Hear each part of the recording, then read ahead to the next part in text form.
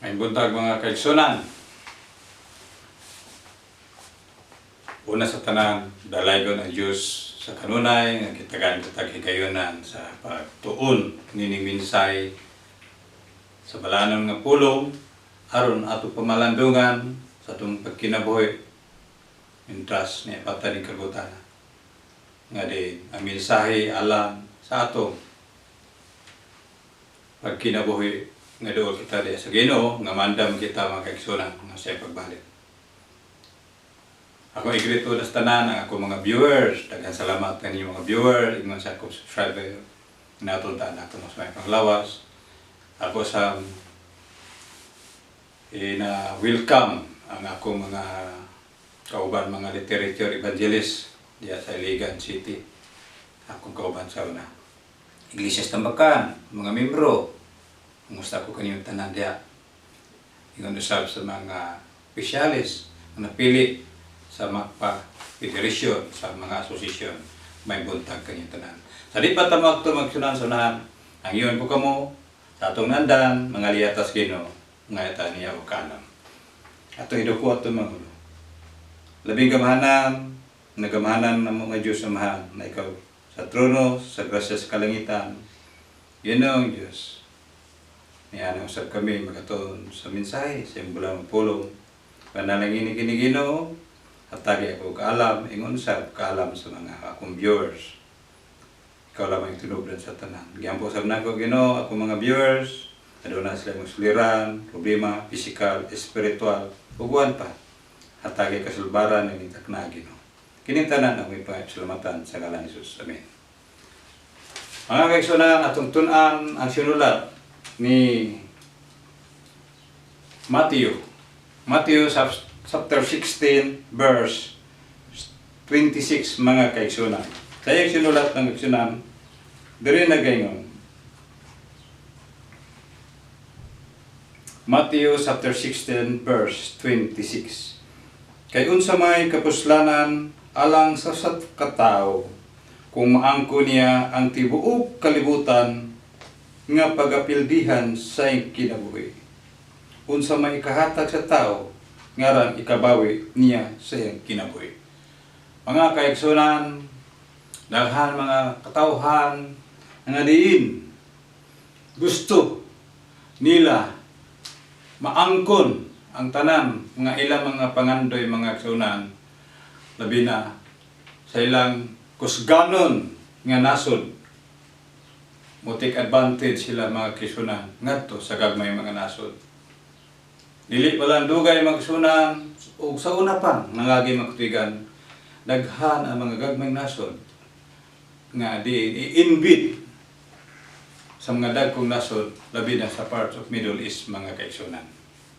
Yung sab niini sa ato nga atong nasinapi, atong na kita sa panlarawan sa mga telebisyon, sa mga balita, sa mga matalaan nga diin ang gamay nga nasod sa gitingwa sa dakong nasod nga gusto i-invade.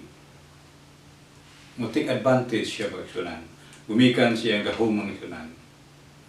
Apan mga kaigsunan, nagaingon diri.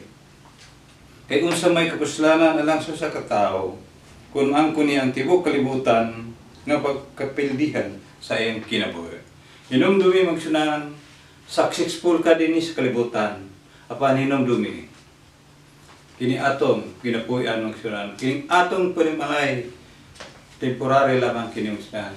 Ang atong final home mo kan ang langit nun nga puloy-anan mga kaigsunan. Nagaingon diri sa Ecclesiastes chapter 5 verse 15 magsunan. Kini sinulat kini ni Haring Solomon. Si Haring Solomon magsunan ato na sinati bantugan, malamon, adunahan mga kaigsunan. Sa mga apan, sa iyang sinulat diri sa Ecclesiastes chapter 5 verse 15 magsunan. Ingon siya. Ingon siyang pagula gikan sa taguangkan sa iyang inahan, hubo siya nga mo pauli pag-usab. Ingon siyang pagula nga walay madala bisan unsa sa iyang kabudlay mga sunan.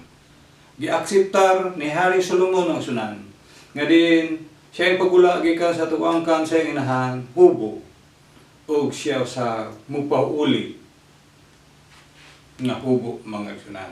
Hukas tanan. Walay madala mga aksyonan. Ingon si Hari Solomon. I-akseptar niya sa iyang pagkabahandi-anon sa iyang pagkaharian. Wala day pulos gihapon mga aksyonan. Apan mga aksyonan, diri nag-ingon. Kung angko niya ang tibok kalibutan nga pagkapildihan sa kinabuhi, unsa may kahatag sa tao nga aral ikabawi niya sa iyang kinabuhi. Mga kaigsunan, minahal kong hinigugma. Sa diha, moabot ang kapildihan sa atong kinabuhi, diri mabasa mga kaigsunan sa Revelation chapter 6 verse 15 to 17. First judgment mga kaigsunan din sa kalibutan. Hinumdumi, adunay second judgment dito sa langit mga kaigsunan. First judgment mga kaigsunan din sa kalibutan sa pagsilot sa Ginoo sa makatawhan din sa kalibutan kaigsunan nga maabtan nga buhi. Dili nagingon sa Revelation chapter 6 verse 5. Ug unya ang mga hari sa yuta ug mga kadagkuan ug mga hiniral ug mga dato ug mga kusgan ug matag usa ulipon sa taong gawas mitago sa mga langub ug mga pangpang sa kabukiran ug nag-ingon ngadto sa kabukiran sa kapangpangan tumpagi kami ug tabuni kami gikan sa naong sa nagalingkod sa trono ug gikan sa kapugot sa kordero. Mga kaigsunan, mangayo sila og kamatayon mga kaigsunan.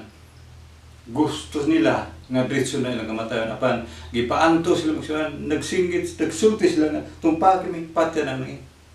Muna lang ipangayo magsunan apan katong mga tawo mga matarong mga sunan nga niluwas sa Ginoo gilip up na ngadto sa langit. Ang nabilin diri magsunan kadto ng mga tawo nga dautan nga mga katawa moto mga kaigsunan ang paghatag o kastigo sa Ginoo ngadto sa mga katawha ginahisgutan diri magsunan mga hiniral, mga dato kini mga tawhana magsunan mga dagko mga ranggo diha manago sila sa langaw o dito sa kapangpangan o migon sila sa Ginoo tumpagi namin patya lang kami paninumdumi mga kaigsunan.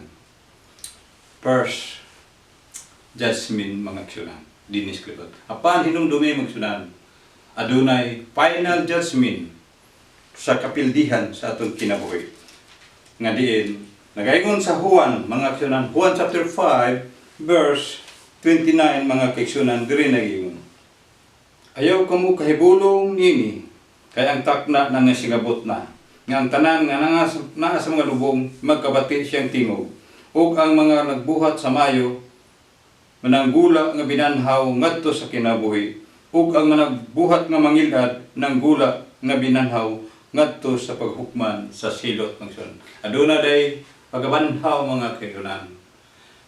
Katong nangamatay ng mga matarong nangabanhaw sa kinabuhi. Apan katong mga tao nga nagbuhat og dawtan binanhaw sila pa diha sa silot ng sun.